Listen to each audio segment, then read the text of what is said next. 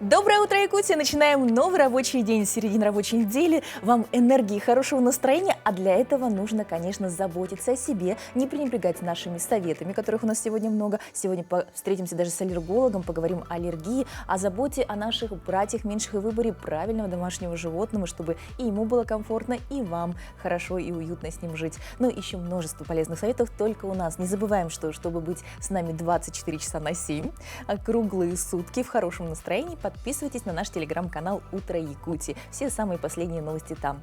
Но, дорогие друзья, я вас спешу поздравить с замечательным праздником. Начиная с 2011 года, 24 июля отмечается Международный день заботы о себе по инициативе одноименного фонда.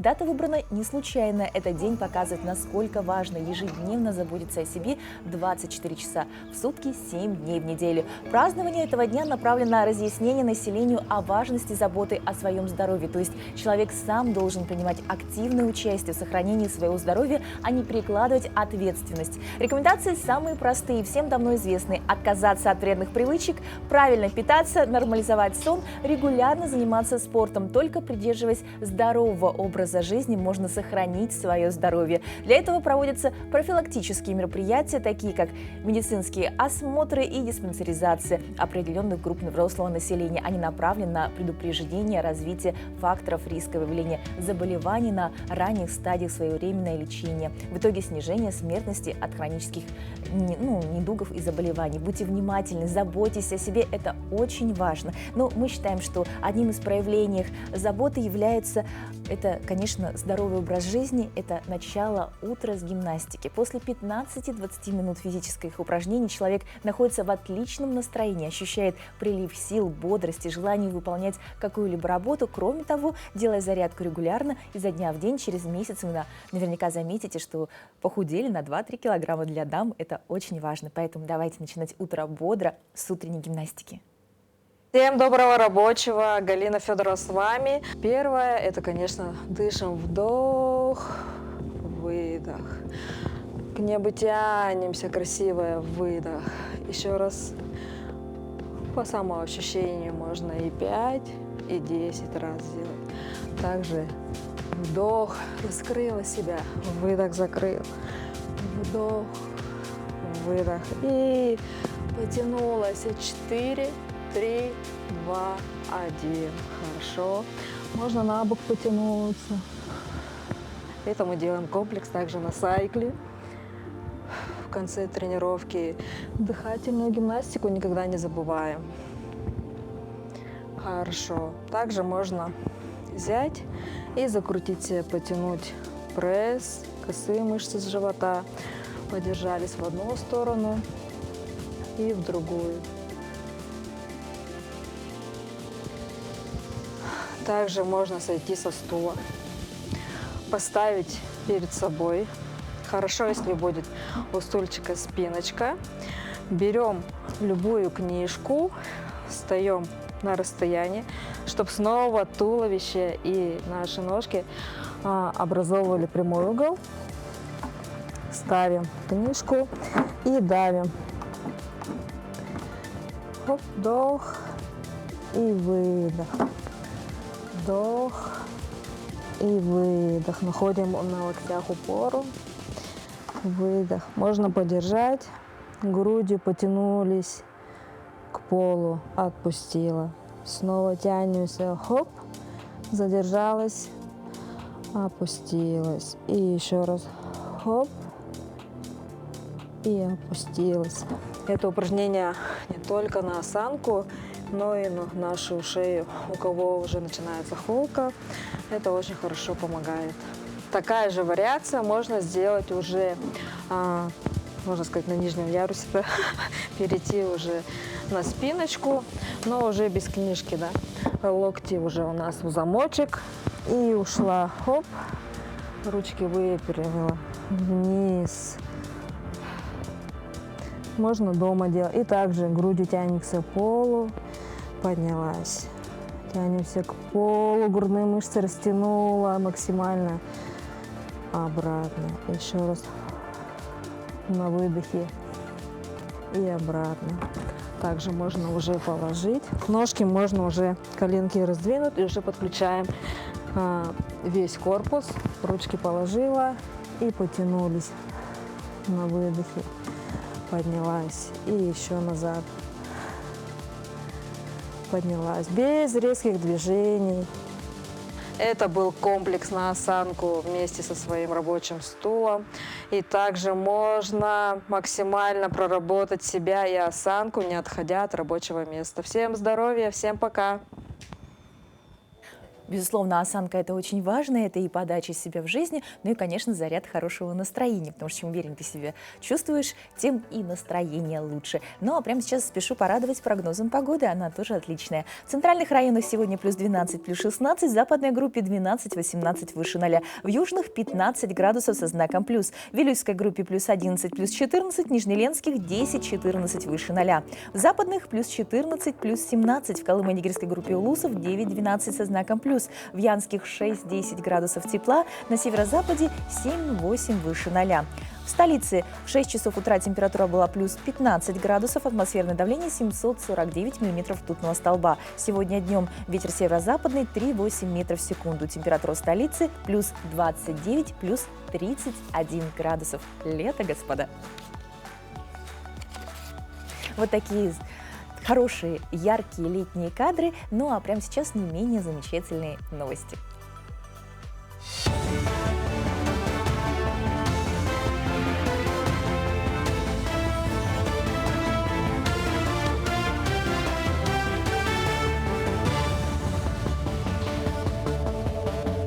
Доброе утро! Коротко о самых заметных событиях к этому часу.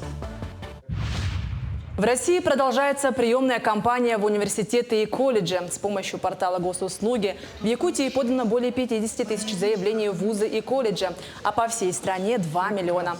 В этом году на суперсервисе поступления в вуз онлайн портала госуслуги абитуриенты могут не только подать заявление в любимый вуз России, но и заранее найти будущего работодателя, заключив с ним договор на целевое обучение. Прием заявлений в СУЗы продолжится до 15 августа. В Якутске активно идет строительство нового здания для школы номер 1 по улице Ленина. Строительная готовность объекта около 10%. Будущее учебное заведение будет иметь компактную планировку. Четырехэтажное здание площадью более 6 тысяч квадратных метров рассчитано на 253 учащихся. В настоящее время ведутся работы по бурению и установке свай. Завершение строительства планируется в конце 2025 года. По графику этой школы коробка должна уже быть стоять где-то в середине октября. Поставим, потом должно быть продолжение работ еще.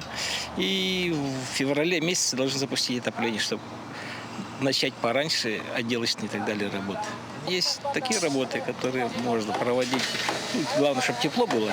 А основные будут, конечно, уже только в мае начинаться. И все лето будем производить отделочные работы, внутренний там электромонтаж и так далее. Общереспубликанское движение добрых дел «Моя Якутия в 21 веке» в этом году реализует 5 проектов по благоустройству сельских территорий Якутии. Так, в селах Амгинского, Верхоянского, Горного, Намского и Верхневилюйского районов будут построены новые скверы, детские и спортивные площадки. За последние 2 года движение обустроило 8 общественных территорий. За 4 года введено в эксплуатацию 47 объектов, включая детские сады, школы, спортивные и культурные учреждения, многопрофильные объекты и жилые дома для молодых специалистов. В текущем году планируется ввести 25 объектов социального назначения. Новую и интересную специальность освоили 7 врачей республики. В СВФУ завершилась специализированная аккредитация первых врачей, прошедших переподготовку по специальности медицинская микробиология. Ожидается, что до 2027 года все специалисты, работающие в лабораториях и желающие остаться в профессии, должны стать медицинскими микробиологами. Это новая клиническая специальность, она появилась в 2021 году и объединила 4 направления микробиологической диагностики. Могут диагностировать все микробные заболевания, интерпретировать результаты определения чувствительности к антимикробным препаратам, проводить мониторинговые исследования и, в общем-то, консультировать лечащих врачей по вопросам обследования пациентов и лечения антимикробными препаратами.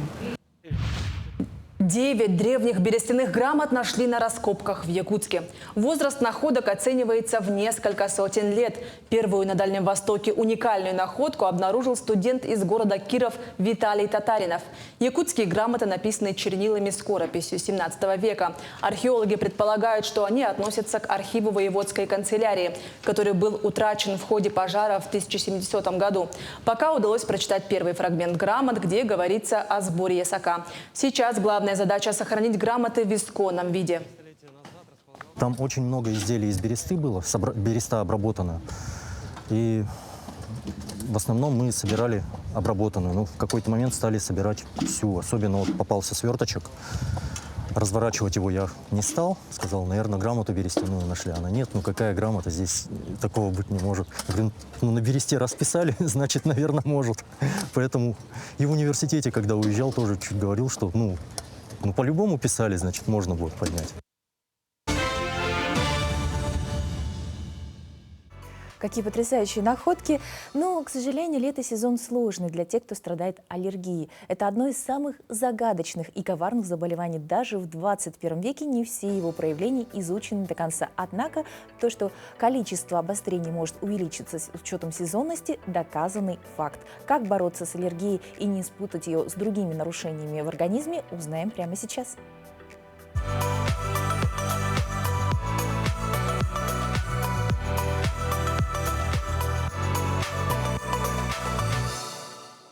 Доброе утро! При аллергии функционирование иммунной системы организма нарушается, вследствие чего организм даже на стандартные раздражители начинает реагировать чрезмерно. Чаще всего аллергия наблюдается на продукты питания, бытовую химию, шерсть домашних питомцев, косметические препараты. Признаки аллергии – это чихание, выделение слезной жидкости, кожные высыпания, насморк. В то же время патология может привести к серьезным последствиям, например, анафилактическому шоку или отеку квинки. Опытный врач должен не только своевременно установить факт наличия аллергии, но и определить аллергены, которые приводят к нежелательным реакциям. Проанализировав результаты обследования, аллерголог проконсультирует вас о том, как можно оградить ребенка от аллергенов и как минимизировать нежелательные симптомы, если полное ограничение контакта с аллергенами нельзя обеспечить. Столкнувшись с аллергеном впервые, организм быстро вырабатывает разнообразные антитела. При повторном контакте с аллергеном появляется негативная реакция на нее. В ходе взросления ребенок признаки аллергии могут полностью исчезнуть или, наоборот, усилиться. Какие же признаки наличия аллергии? На коже у ребенка появились высыпания, шелушения, она краснеет и зудится. Ребенок жалуется на заложенность и зуд в носу, у него появляются выделения, он не различает запахи. В целом дыхание носом затруднено, веки ребенка могут отекать, слизистые краснеют, наблюдается выделение из глаз. Ребенок жалуется на дискомфорт, словно у него песок под веками, и проявляется светобоязнь. Ребенок страдает от продолжительного сухого кашля. Есть признаки бронхиальной астмы. Наблюдается вздутие живота, диарея, боль и другие проблемы желудочно-кишечного тракта. Обязательно необходимо обратиться сначала к участковому педиатру, а затем к аллергологу. Будьте здоровы!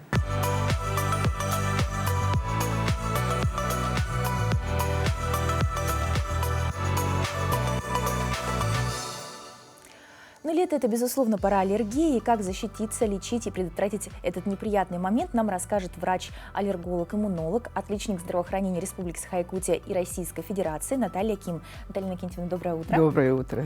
Ну, вот сейчас мы прослушали такой ликбез вообще об аллергии. Но летний сезон больше всего аллергия на что? В конечном мире это тоже аллергическое заболевание очень много, да.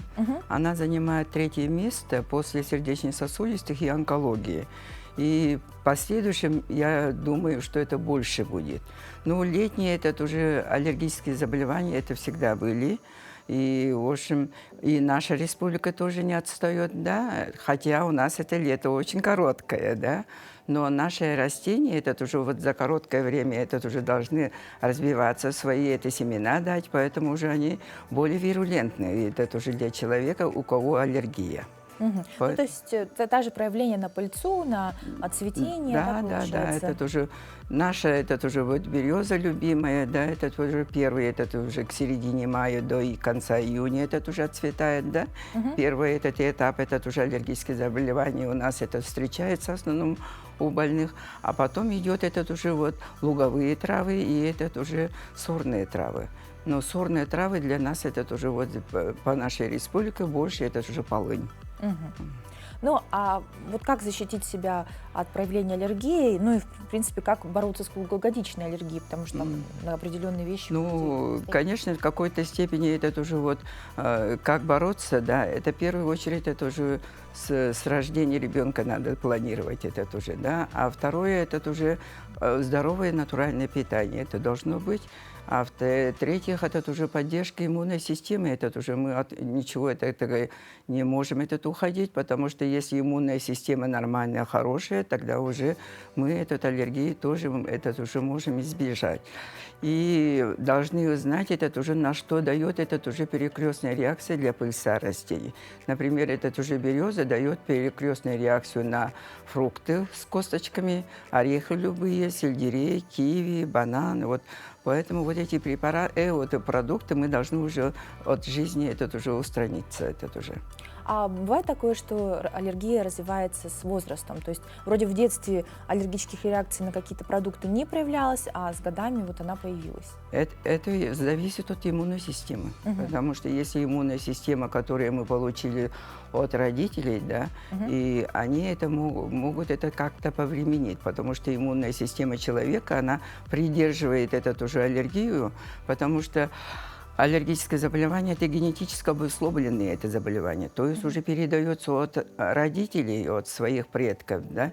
И если иммунная система это уже сильная, то уже пока этот уже человек как будто не болеет, но с последующим, если иммунная система какая-то поломка идет, и она это может проявиться. Как вы считаете, с годами стало больше аллергиков или нет? Потому что почему-то выявляют статистику, говорят, что сейчас дети более аллергичны. Нет, в какой-то степени это уже наша республика тоже не отстает, да. Вот в 2000 году Надежда Степановна Платонова, она эпидемиологическое исследование сделала это уже по нашей республике, и конечно, печально уже показатели получили мы. Это уже 34% это уже население страдает каким-то видом уже аллергических заболеваний. Поэтому это уже 1/3 населения, это уже для нашей республики это уже очень большая сумма. Тем более аллергическим заболеванием заболевают это дети и это уже люди трудоспособного возраста. Поэтому вот экономически это уже в какой-то степени невыгодно. А повышение иммунитета влияет на аллергию положительно, я так понимаю. Но тоже нужно делать это с осторожностью. Каких мер нужно придерживаться для того, чтобы комплексно подходить к своему заболеванию, если ты о нем хорошо знаешь с детства? Ну, надо, конечно, уже вот планировать уже семью, когда планируешь, да, нужно уже заранее думать. Это уже, если родители аллергики, да, они уже, если один из родителей аллергическим заболеванием страдает, тогда уже 50%. А если оба родителя, это уже 100% ребенок родится уже аллергическими заболеваниями. Это тоже. Пару во-вторых, это уже питание. Питание очень большую роль играет, потому что с первого дня ребенка надо кормить уже материнским молоком. Но сейчас это хорошо стало, потому что это наши педиатры и это уже акушер-гинекологи уже стали пропагандировать уже материнское молоко. Потому что там очень много содержится иммуноглобулинов, которые защищают человека уже от какой-то уже стрессового состояния, да, от наших уже инфекционных заболеваний, от других внешних уже факторов. Ну, то есть именно с осторожностью подходить глубоко от генетики, начиная до первых шагов в этом мире. Спасибо большое, очень было интересно. Будем надеяться, что аллергиков с годами станет поменьше. Ну, хотелось бы. Безусловно. Дорогие друзья, будьте внимательны к своему здоровью. Если вы страдаете той или иной аллергией, конечно, нужно об этом помнить. Один из прекрасных, любимых и милых источников аллергии многих людей – это наши четвероногие друзья. И прежде чем исполнить мечту ребенка, а может быть даже свою, необходимо очень ответственно отнестись к выбору будущего члена семьи. Когда у человека Спасибо впервые большое. появились домашние животные, точно не знает никто. Но известно, что они были даже у первобытных людей. Сегодня питомцы есть почти в каждой семье. Но не все люди, прежде чем завести питомца, задумываются о том, что животные приносят в дом не только счастье и уют, но и дополнительную ответственность. И если ребенок в 2 года уже начинает высказывать свои желания родителям, то питомцы сделать этого не могут. И вся жизнь вашего четвероногого друга напрямую зависит только от вас. Многие пытаются приобрести животное, даже не понимая, к чему это ведет. И я бы хотела донести до каждого, что животное – это не игрушка. С животным нужно подходить очень серьезно, так же, как к рождению детей. Многие берут животных, не понимая, не осознавая этого, и в итоге животное оказывается на улице в лучшем случае. Ответственный подход начинается со сдачи теста на аллергию. Если вы задумываетесь завести питомца, то этот шаг нельзя упускать, даже если ранее вы не замечали у себя признаков аллергии на животных. Очень бывает такое, что приносят в клинику кошечек, собачек, которых некуда деть. Люди не знают, что с ними делать, потому что в семье начинаются аллергии у детей, у взрослых. И это очень большая проблема сейчас в наше время, потому что действительно аллергичных людей очень много. Регулярные посещения ветеринарного врача очень важны. Учитывая, что продолжительность жизни у кошек и собак меньше, чем у человека, они должны проходить диспансеризацию не реже 2 раз в год и сдавать все необходимые анализы. Обязательно нужно ежегодно вакцинировать своих животных. Как только вы завели кошечку или собачку, нужно привести ее на осмотр к ветеринарному врачу, пройти дегельминтизацию обязательно. Зачастую у животных все те же болезни, что и у людей. Поэтому каждый хозяин должен, приобретая питомца, понимать, что немалые деньги могут в случае болезни у него уйти на лечение, восстановление и обследование животного. Даже если ваш питомец домашний и совершенно никуда не выходит, хозяева на подошве своей одежды приносят очень много различных заболеваний домой, и никто не застрахован от того, что питомец может заболеть.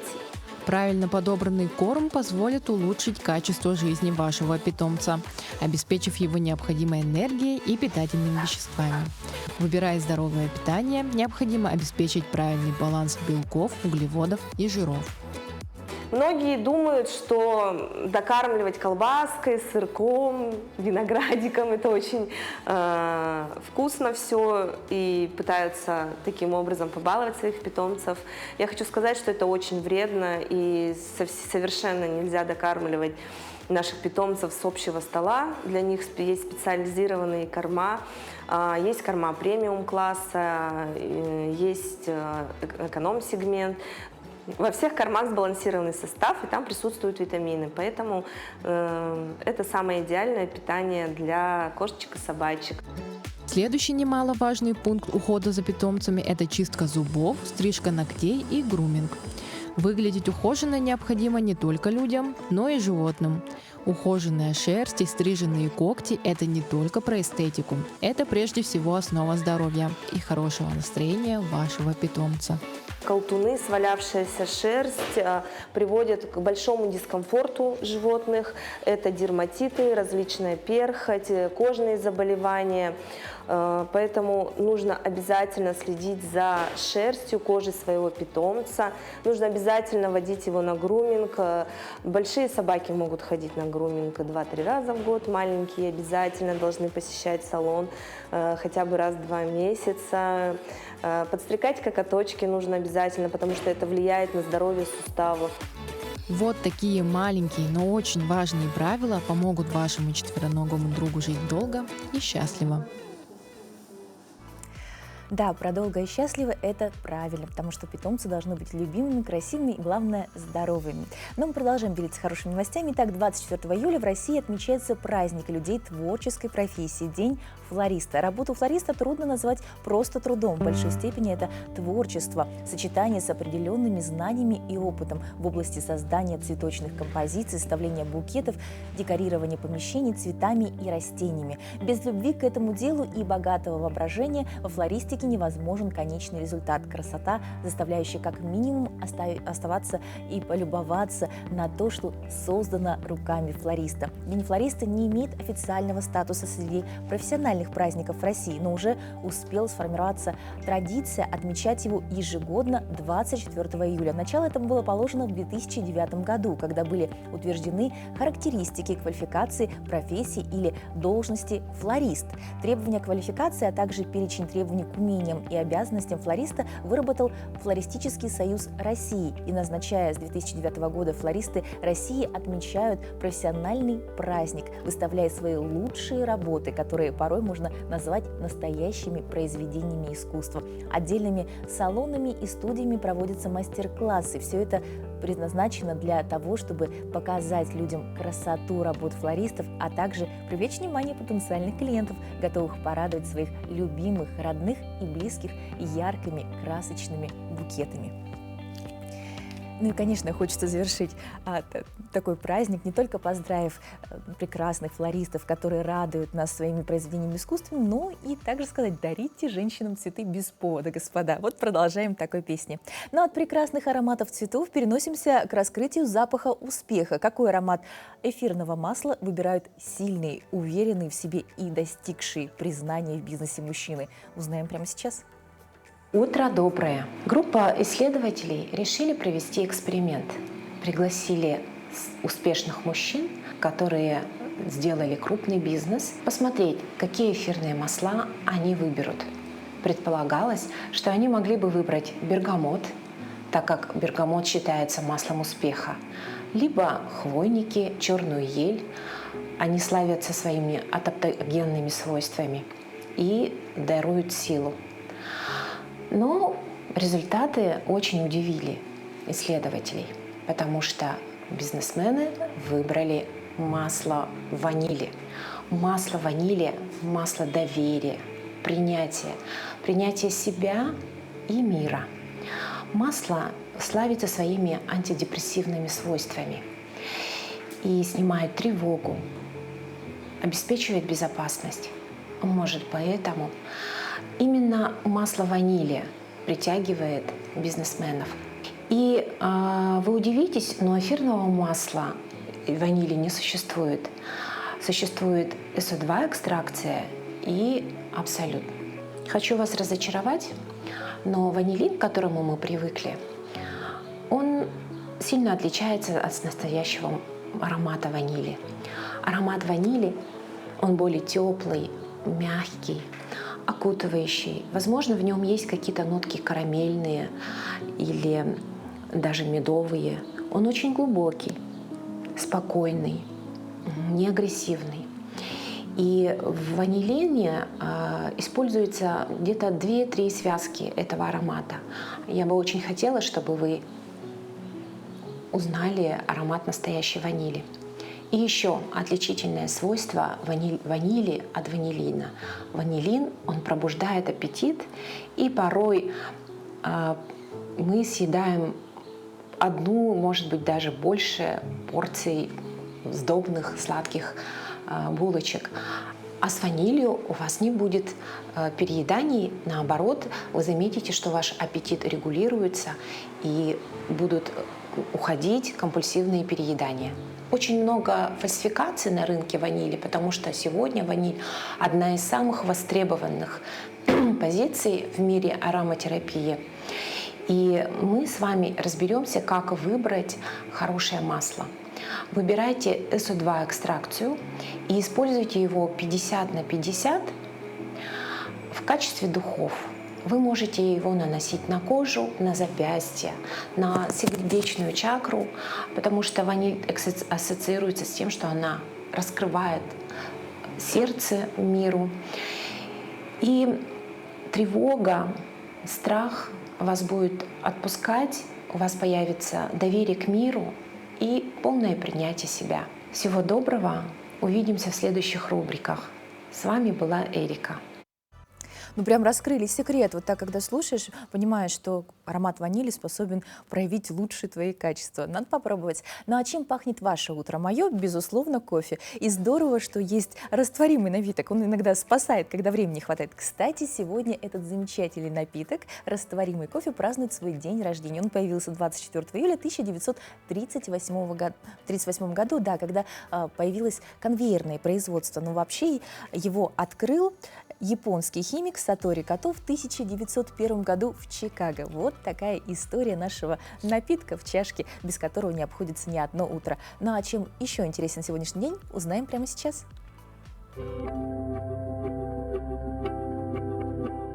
На календаре 24 июля. Сегодня отмечают Международный день заботы о себе. По народному календарю в этот день православные люди чествуют святую равноапостольную Ольгу, во многом благодаря которой Русь приняла православную веру. Страдницей Ольгу прозвали за то, что ее именины на Руси приходились на самый разгар полевых работ. В это время в поля и луга выходили всей деревней. Кто занимался жатвой, кто заготовкой сена, детей отправляли в лес по грибы и по ягоды. «И дряхлым старикам не пора кряхтеть, надобно о хлебе родить», — говорили люди. В этот день крестьяне молились святой Ольге о хорошей погоде, о милосердии к жнецам, о том, чтобы она дала возможность закончить работу раньше, чем рожь начнет гнить от обильной росы, которая вскоре начнет выпадать на поля. Ольга на поле подмога, верили люди. Также эту пору называли эстрадно-грозовой, поскольку нередко случались грозы. Сначала блеск, за блеском треск, за треском плеск. Так образно описывали в народе это природное явление. Также подмечали резкий гром к тихому дождю, гулкий к ливню. День Святой Ольги называли еще стажарами. Такое имя носило на Руси звездное скопление в созвездии Тельца. Яркое сияние стажар, то есть безоблачное небо, предвещало удачную страду и богатый урожай. Охотникам та же примета сулила хороший шанс добыть медведя. День в истории. В 1790 году во Франции впервые в истории документально зафиксировано падение метеорита на Землю. В 1938 году на рынке появилась первая популярная марка растворимого кофе. В 1945 году во время Потсдамской конференции Гарри Труман сообщил Иосифу Сталину о создании в Соединенных Штатах нового сверхмощного супероружия. В 1956 году основан город физиков Дубна. В 1956 году первому наукограду России Обнинску присвоен статус города. В 1959 году в Москве открылась первая в СССР американская национальная выставка. В этот день родились Александр Дюма – отец, французский писатель и драматург. Николай Чернышевский – русский писатель, философ, литературный критик, революционный демократ. Альфонс Муха – чешский живописец, театральный художник, иллюстратор. Николай Гриценко – советский актер театра и кино, народный артист СССР. Ирина Мирошниченко – советская и российская актриса театра и кино, певица, народная артистка РСФСР. Шавкат Мирзиёев – узбекский политик и государственный деятель, президент Узбекистана. Именины сегодня отмечают Аркадий, Елена, Лев, Ольга. Замечательный день, но хочется спросить, а чем же пахнет лето? Ну, конечно, морем, разнотравьем и любимой дачей, а точнее всем, что на ней посажено своими руками. И сегодня мы поговорим о выращивании тыквы. Родина тыквы – Мексика, где ее начали возделывать за 5000 лет до нашей эры. Археологи утверждают, что тыкву выращивали в Перу еще до начала выращивания кукурузы. Индейцы Америки употребляли тыкву в пищу, а из твердых спелых плодов делали посуду. Дикие тыквы были обнаружены экспедицией Вавилова в Северной Африке в 1926 году. Эта находка дала начало гипотезе, согласно которой именно оттуда тыква распространилась по миру. Как она прижилась у нас, узнаем прямо сейчас. Я очень люблю тыкву кушать в кашах, люблю из нее варенье, поэтому ни разу ничего не обходится у меня никакой год без тыквы. Обязательно высаживаю тыквы. Вот это вот крупноплодная тыква. Веду ее в одну плеть. Часто спрашивают, что тут с ней делать, чтобы плоды у нее выросли крупные. Чтобы плод вырос крупный, вот он конкретно растет. вот этот плод. Дальше уже нет смысла вот эти плоды держать, мы их просто будем безжалостно отрывать и прищипывать верхушку. На одной плете сколько плодов должно быть? Если хотите хороший большой плод, лучше его оставить один. Я вот этот еще оставлю, посмотрю. И все. Теперь под него надо обязательно ложить, чтобы он не в траве лежал, чтобы он был не мокрый, он загниет, если будет мокрый. Вот эти вот верхушечки лучше убрать, потому что что можно класть? Дощечку? Дощечку ложить, из решетки что-то, чтобы вода там не копилась на ней. Наклонно ее положить, чтобы она так... Вот эту вот верхушечку, цветочек вот этот лучше убирать, потому что погода сырая, и он начинает загнивать, и начинается загнивание плодов. У меня вот тут лежит старая труба, я ложу пока на трубу его. Лежит у меня вот, с нее-то конкретно стекает все. Тыква, я сажу ее довольно поздно, я где-то ее в середине апреля семенами начинаю заниматься. Но она тоже, в отличие от кабачков, несколько холодостойкая, можно посадить ее чуть пораньше и высадить пораньше. Вот на эту грядку у меня тут постоянно с помидорами она растет. Нет, и все, на ней лишнее тоже так же обрываешь, никаких пасынков, никаких боковых плетей. А так же, как в арбузы идет, больше фосфора и больше калия. Каждые 7 дней или каждые 10 дней? Каждые 10 дней туда добавляешь. А сколько вы тыкв высаживаете? Вот примерно 4, 5? Каждый год по-разному. Тут у меня сейчас сидит, наверное, штук 6 их. Там вот мелкоплодные есть, они маленькие, и сами плети короткие, и плоды немножко другие. Там плоды будут килограмма, наверное, по 1,5. Порционная называется. Тут он верхушку на суп случайно оторвали. На кашу. Сейчас придется, да, на супы. Знаешь, что-то суп мне не очень нравится, но я люблю пшенную кашу. Мне сразу вспоминается карета из тыквы в Золушке. Раз, вот где бы такую тыкву найти, чтобы она в карету превращалась. Ну, вообще, лето отличная пора не только сказок, хорошего настроения, но и солнца. Вот так погреться на солнце самое прекрасное. Но нужно соблюдать технику безопасности. Чтобы голову не напекло, нужен головной убор. А главное, чтобы он еще сочетался с твоим стилем. Как это сделать, конечно, расскажет наш стилист. На улице невероятная жара, солнце печет. Как правильно выбрать головные уборы, которые сейчас неимоверно актуальны, которые можно будет подобрать с любым вашим аутфитом и чувствовать себя в нем комфортно и защищенным от яркого палящего солнца. Одним из самых главных трендов сезона, конечно же, являются бейсболки, кепки и все тому подобное. Именно они помогают нам с вами классно делать образы в спортивном стиле. К ним мы уже давно привыкли, их носят как взрослые, так и дети. Кепку вы можете выбрать в любой стилистике в зависимости от того, что вам нравится. И цвет также выбирайте под ваш основной гардероб и тип лица. Это могут быть однотонные кепки в ярких цветах, это могут быть светлые кепки, но сейчас самые актуальные – это с надписями. Все возможные надписи, цифры, какие-то даты или маленькие-маленькие картинки в виде попугайчиков или авокадо. Всегда актуальная летом – это шляпа. Ширина полей зависит от вашего роста. Если вы невысокого роста, то поля должны быть поменьше. Если вы высокого роста, то лучше выбирать поля пошире, ну и они лучше защищают от солнца. Также хорошо подбирать шляпу по оттенку. Бывают более светлые, более темные, но при этом они все являются бежевыми. Поэтому выбирайте ту, которая вам комфортнее и которая не сливается с цветом вашего лица.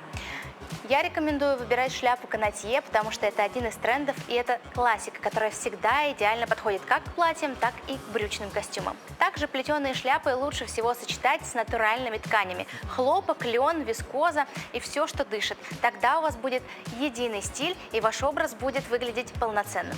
Также актуальны в этом сезоне платки на голову. Рекомендую выбирать размер 90 на 90, он идеально подойдет для того, чтобы завязать бандану.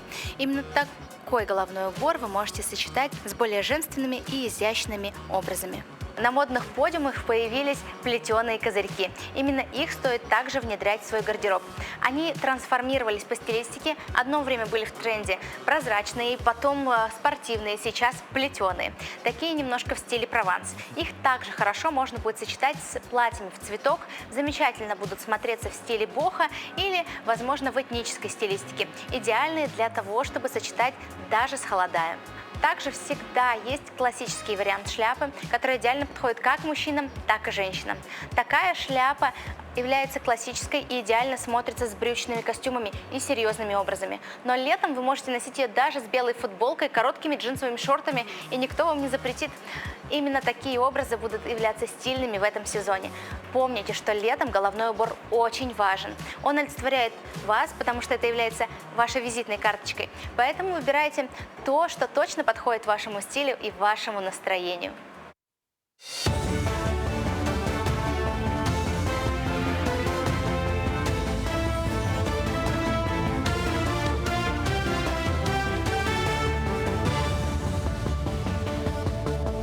Мы продолжаем говорить о самых заметных событиях этого утра. С мая по ноябрь одним из главных транспортных средств в Якутии являются паромы. На маршруте Якутск-Нижний Бестях ежедневно курсирует до 15 паромов, которые перевозят автотранспорт, пассажиров и грузы. Чаще всего паромы уходят по мере заполняемости, что позволяет сократить простой теплоход у берега, а также дает возможность выполнить дополнительные рейсы. Самые загруженные дни для паромщиков с пятницы по воскресенье, но и в будние дни от желающих переправиться нет отбоя. С вводом в работу накопителей движения на паромной переправе стало более упорядоченнее, а в ближайшее время Ассоциация паромщиков Якутии начнет тестировать электронную продажу билетов на берегу. Вот в этом году мы вышли 13 марта, потому что это идет весенняя подготовка, да, как мы знаем, подготовка теплохода именно к навигации, да, какие-то ремонтные работы, пока во льдах мы стоим, все вот это делается, подводную часть, винты, валы, все тяжелые, холодные мы делаем зимой. С мая месяца начинается именно навигационная часть, когда мы именно занимаемся перевозкой пассажиров, автотранспорта и работаем на линии Якутск-Нижний Бестях. По конец октября, да, по закрытию навигационной обстановки. Клещи продолжают свою активность. В Алданском районе в число укушенных клещом попадают и дети. Несмотря на профилактические мероприятия, проведенные в конце мая, начале лета, статистика укусов понемногу увеличивается. С момента активности этих паукообразных зарегистрировано 85 укусов человека, из них 14 – это дети. Значит, среди этих клещей были обнаружены 7 инфицированных, 5 это боррелиоз и 2 клещевой энцефалит. Клещи, которые инфицированы клещевым энцефалитом, были обнаружены в Тамоте и на реке Амга. Один случай клещевого энцефалита зарегистрирован на территории Алданского района. Это завозной случай. Это человек, который прибыл из республики Тыва. Других случаев клещевого энцефалита на территории не зарегистрировано на сегодняшний день, но клещи сохраняют свою активность вплоть до сентября. В селе Алтан Амгинского района идет строительство 3 социальных объектов. Это детский сад на 75 мест, станция очистки водоснабжения села, также строительство Дома народного творчества. Работа идет по разным федеральным и региональным программам. Строительство каменного здания Дома народного творчества началось с 2023 года. Объект будет двухэтажным, общая площадь составляет 1025 квадратных метров. Первый квартал у нас был в начале бетон, мы закончили. Вот стяжку тоже закончили недавно. В данный момент идет у нас вот кладка, скоро заканчиваем. Организация хорошая, работа нормальная, техники у нас есть все. Технику безопасности мы все прошли, все нормально. Ну, у нас, как бы сказать, разговора нету. Все нормально, у нас хорошо, работа идет. Материалы есть, не жалуемся, начальство к нам хорошо обращается. Мы начали работать где-то 1 мая, начали работать. Хотим завершить вот эту работу где-то к концу октября. Стараемся, чтобы закончить. К 80-летию Победы в Великой Отечественной войне в Якутске благоустроят сквер имени Федора Попова и установят памятник первому из народа Саха, герою Советского Союза. Такое поручение дал глава Якутии. Айсен Николаев поручил правительству установить памятник за счет средств бюджета республики. Работы выполнят в 2025 году. Сквер будет располагаться в районе перекрестка улиц Дзержинского и Федора Попова.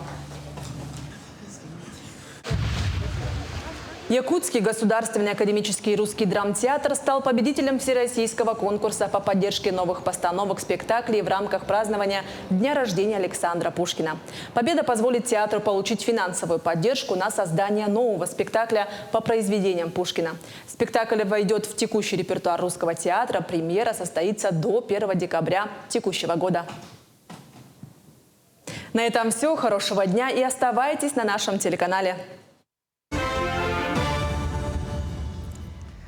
Сегодня мы с вами поговорим об актуальной теме перерасчете ежемесячной денежной выплаты на оплату жилищно-коммунальных услуг для ветеранов труда. Подробнее о том, как ее оформить, нам расскажет Александра Филиппова, аналитик отдела координации электронных услуг Центра «Мои документы», и Лариса Максимова, главный эксперт-специалист отдела организации назначения мер социальной поддержки Управления социальной защиты населения и труда. Доброе утро. Доброе утро. Такие прекрасные дамы у нас в гостях. Итак, какие главные условия получения ежемесячной денежной компенсации на оплату жилищных помещений и коммунальных услуг?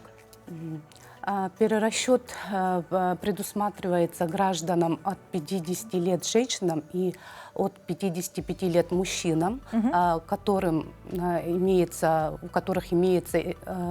удостоверение ветерана труда, и назначена ежемесячная денежная компенсация в размере 1604 рубля. А что нам нужно, чтобы получить ее? Ну, по документам необходимо подать заявление. Это можно сделать двумя способами. В заявлении указываются паспортные данные, и здесь необходимы квитанции. Здесь важно отметить, что квитанции, перерасчет делается по истечении 6 месяцев.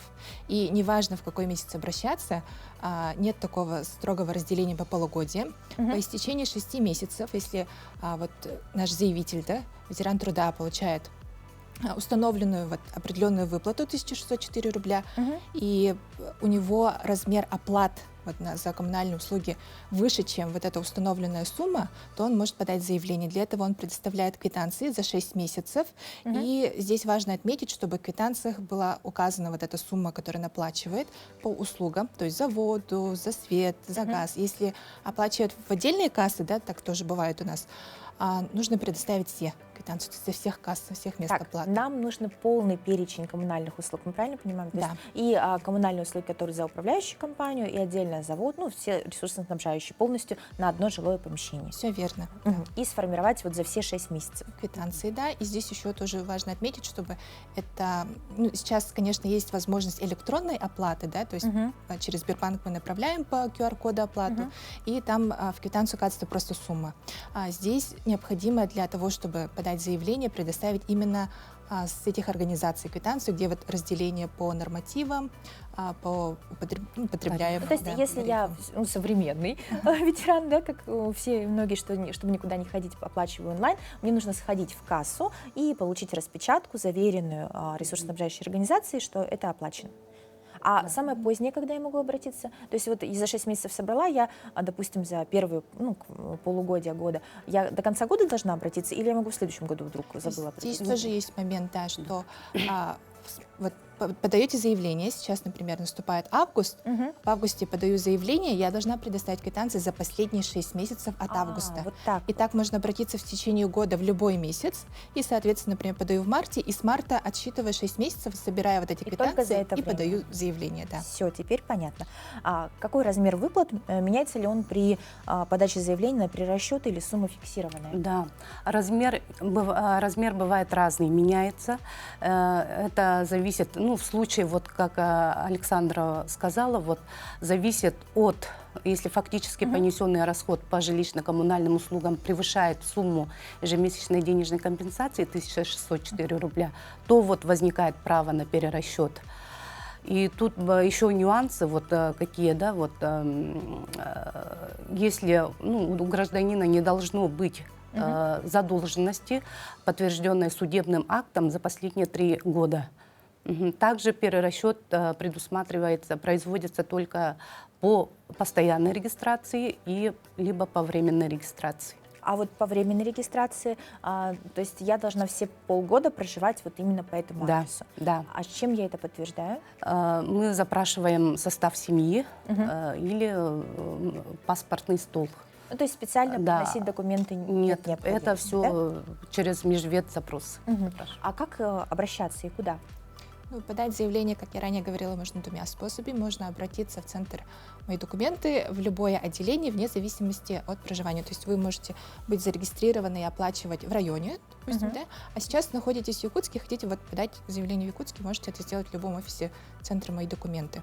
И также подать заявление можно удобно просто в электронной форме на нашем региональном портале e-yakutia.ru. И вы можете набрать кодовое слово «перерасчет», и вот эта услуга будет доступна конкретно на назначение перерасчета. Сразу возникает вопрос.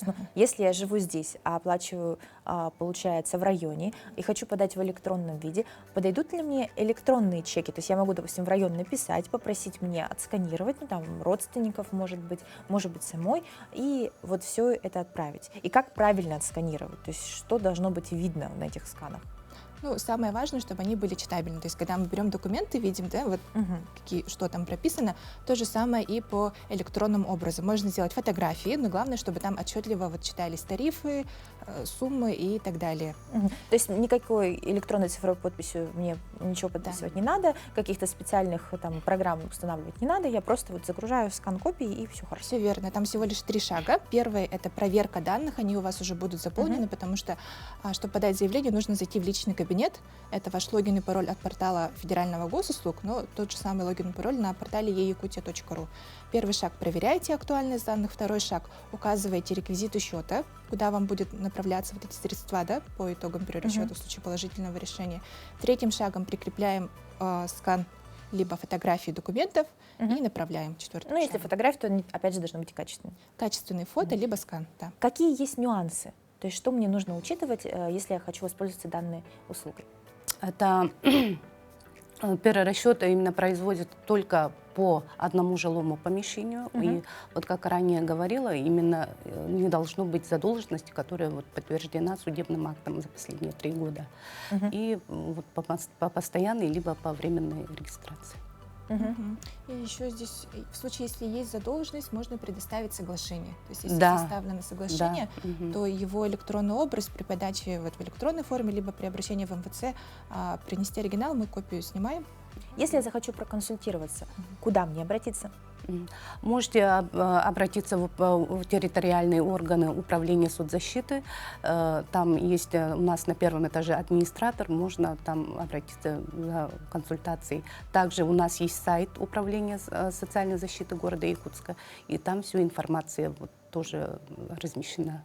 Ну или в МФЦ. Да, в МФЦ по номеру телефона 8 800 100 ровно 22 16. А также информация размещена у нас на наших страницах в социальных сетях, мои документы, и на нашем сайте. Спасибо большое за информацию. Дорогие друзья, все подробнее можете узнать на сайте, но основное мы попытались вам рассказать. Хорошего дня и отличного настроения.